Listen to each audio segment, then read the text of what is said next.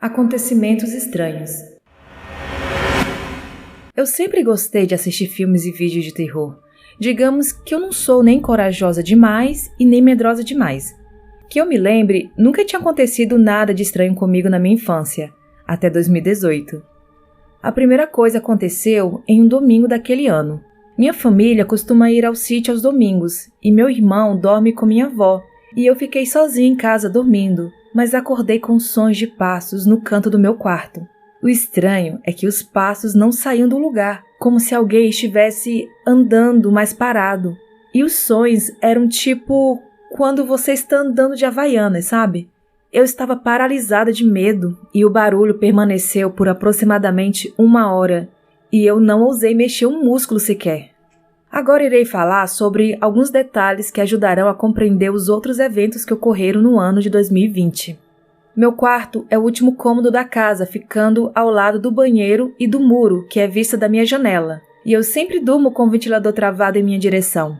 Em uma madrugada, eu acordei para ir ao banheiro. Assim que abri os olhos, pude ver pelo reflexo da janela que a luz do muro estava ligada. Esperei deitada para ver se eram meus pais, mas não escutei nada. Finalmente criei coragem e fui apagar a luz.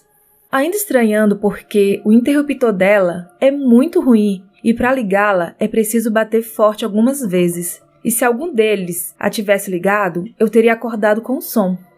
Já em outra noite, eu acordei novamente de madrugada para ir ao banheiro e quando liguei a luz, percebi que meu ventilador estava girando e, como eu disse, sempre durmo com ele travado. Nessa hora, meu coração já estava acelerado. Mas mesmo assim levantei e fui ao banheiro. Travei o ventilador novamente e me deitei ainda morrendo de medo. Na manhã seguinte perguntei à minha mãe se tinha sido ela, já que algumas vezes ela me disse para dormir com ele girando, mas ela disse que não. O último fato que vou contar não aconteceu comigo, e sim com minha mãe. Ela nunca tinha falado nada sobre ter presenciado algo sobrenatural antes, mas um dia de manhã, pouco depois de eu ter acordado, meu pai veio me perguntar se foi eu que abri a porta do banheiro enquanto minha mãe estava nele de madrugada e que ela tinha ficado assustada.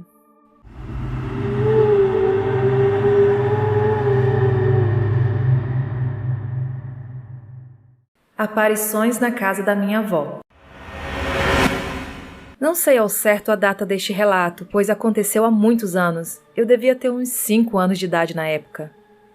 A minha avó sempre presenciou uns relatos estranhos e eu achava que era para assustar os netos, para que não fizéssemos bagunças no quintal. Como meus pais viajavam bastante, eu ficava na casa da minha avó com frequência e em uma noite estávamos sentados assistindo TV quando o som antigo ligou sozinho e minha avó apenas se levantou e desligou, dizendo que isso sempre acontecia. Eu sei que é possível acontecer essas coisas sem que seja por algo sobrenatural, mas um som velho ligado do nada, eu acho bem suspeito. Quando ela voltou para o sofá, eu estava sentada em uma posição com vista para a janela que dava para a área, e onde também era possível ver o lado de fora pela porta. Como na época não tinha telhado na área, estava um pouco claro devido à claridade da lua. Aí, do nada, passou um homem branco, quase brilhante, e eu olhei para fora pela porta e o homem não passou de novo.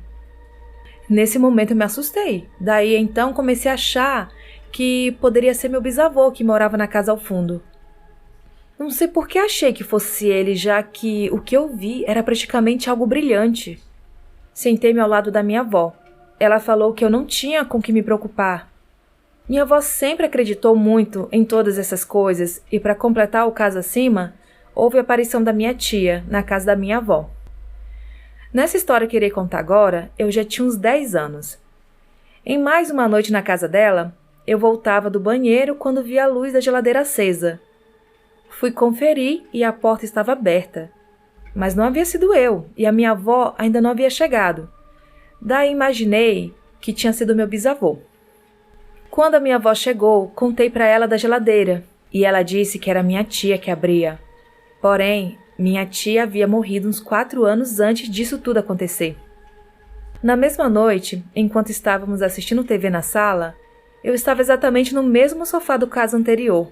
Apenas a luz da sala estava acesa. Então foi muito fácil perceber quando uma outra luz surgiu na cozinha. A luz da geladeira foi aparecendo e minha avó se levantou para ir lá. Eu lembro dela chamar o nome da minha tia quando chegou na cozinha. E eu tive a impressão de que ela começou a chorar. Esse relato eu recebi no Instagram.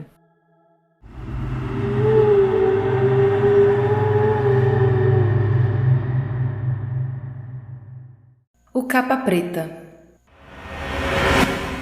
Esta história estava esquecida por mim, porém, acho que foi um acontecimento de certa forma sobrenatural, que vale a pena ser contado.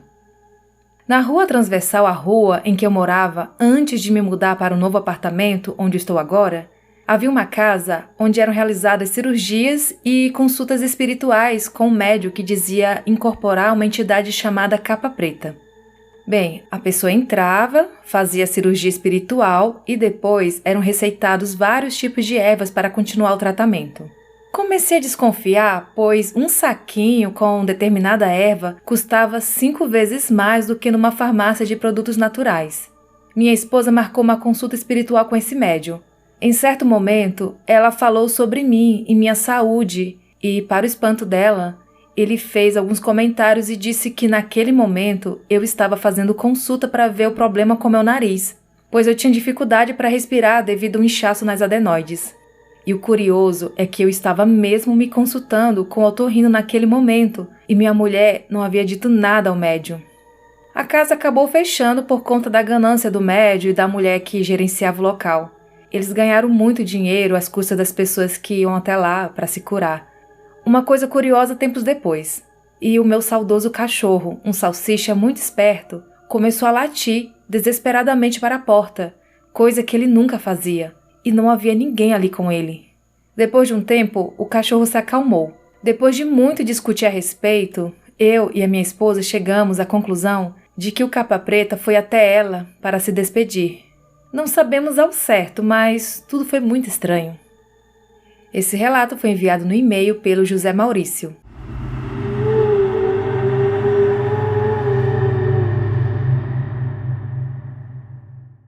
O encontro.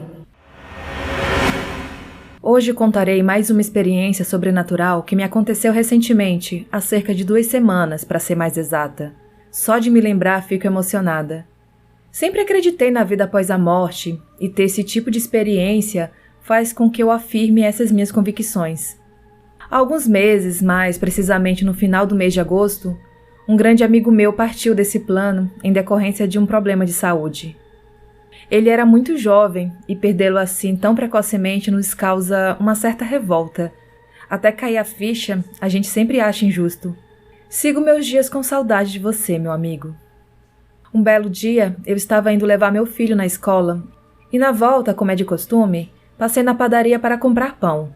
Não é raro encontrarmos alguns moradores de rua na porta do estabelecimento, pedindo para comprarmos pão para eles. Nesse dia, estava passando na calçada quando avistei um morador de rua, sentado, tomando café. Quando nossos olhares se cruzaram, ele me cumprimentou com uma voz infantil e com um sorriso inconfundível, o sorriso do meu amigo que faleceu. Era o bom dia dele. Só ele me dava bom dia daquele jeito.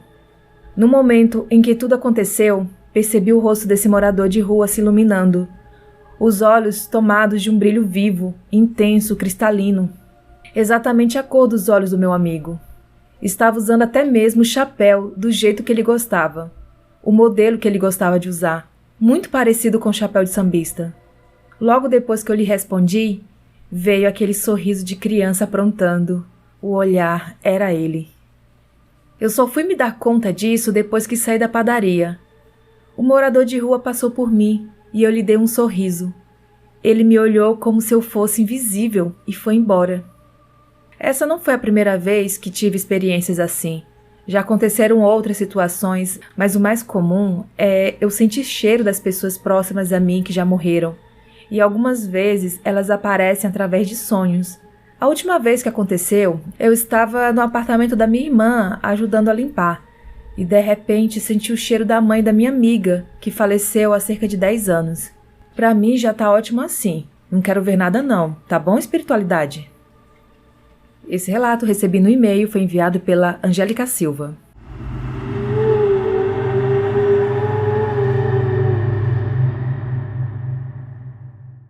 Terror na noite de lua cheia. Esta história aconteceu há 35 anos, quando éramos pequenos. Tínhamos uma família bem grande. Na casa moravam meus pais, minhas irmãs, minhas sobrinhas e eu. Essas minhas sobrinhas foram criadas comigo depois que meu cunhado faleceu. A casa ficava em uma localidade chamada de Cipual, na cidade de Amontada, no Ceará. Naquela época, só existia a nossa casa na região. Era no meio do nada, a única com energia elétrica nas proximidades. Quando íamos até a cidade, que ficava a cerca de 4 quilômetros, saíamos a pé pela estrada de terra e era uma diversão. Certa noite, na lua cheia, fomos até a cidade e quando voltávamos, já devia ser umas 10, 11 da noite, estávamos em 11 pessoas. A noite estava clara e a lua iluminava bem o caminho de terra batida.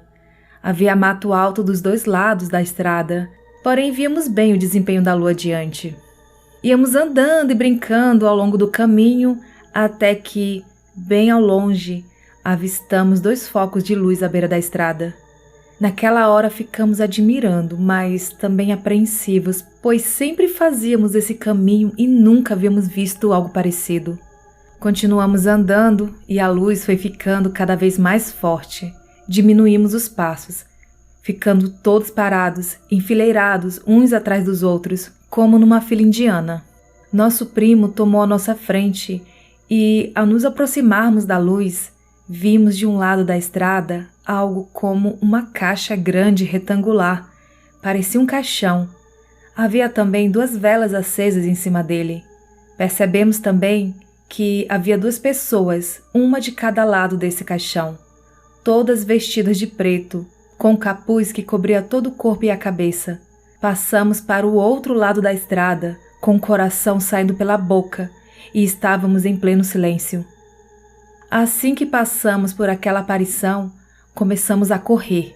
No primeiro momento, sem olhar para trás, mas assim que resolvemos olhar, não havia mais nada. Quando chegamos em casa, ainda com o coração na boca, nossa mãe percebeu a nossa expressão de pavor. Quando contamos o que tinha ocorrido, ela nos disse que naquela estrada, muita gente via coisas nas noites de lua cheia, talvez por ser um lugar possivelmente utilizado como desova de corpos. Depois disso, evitamos sair e voltar à tarde da noite. Até hoje meus pais moram naquele lugar, na mesma casa. Agora está diferente, tem muitas outras casas ao redor. Tenho outros relatos que aconteceram com a gente durante muitos anos, que irei contar em outro relato. Esse relato recebi no e-mail, foi enviado pela Melice Santos. Melice, estou aguardando os outros relatos, tá bom?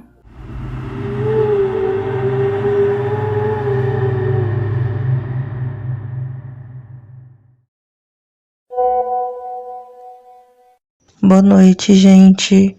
Eu devia ter por volta de uns 12 anos, 13 anos no máximo. A gente foi para uma fazenda lá na Bahia. E lá tinha aí um monte de criança. Falaram que a gente ia pegar umbu, uma fruta típica da Bahia. E quando a gente chegou lá, começou a cair umas pedrinhas da árvore. Caiu um aqui, um ali, e a gente ficou tudo assustado. Falaram, né, que tinha história de que um homem tinha se suicidado lá, enforcado naquela árvore, e que em vida ele era bastante ruim. Ele não gostava que ninguém pegasse fruta lá do pé dele. Aí depois que ele morreu, a meninada tudo pulava a cerca para ir lá pegar fruta. E acontecia esses fenômenos lá. A gente olhava no pé para ver se tinha alguém querendo pregar peça nas crianças, né, tacando pedrinha, mas não tinha nem ninguém no pé, não tinha nenhum bicho, né, que pudesse estar soltando algum caroço da fruta ou o que quer que seja, passarinho, nada. Aí a gente ficou com muito medo, saiu correndo, né? Aí a gente nunca... Bom, pelo menos eu nunca mais voltei lá. Morria de medo daquela árvore lá.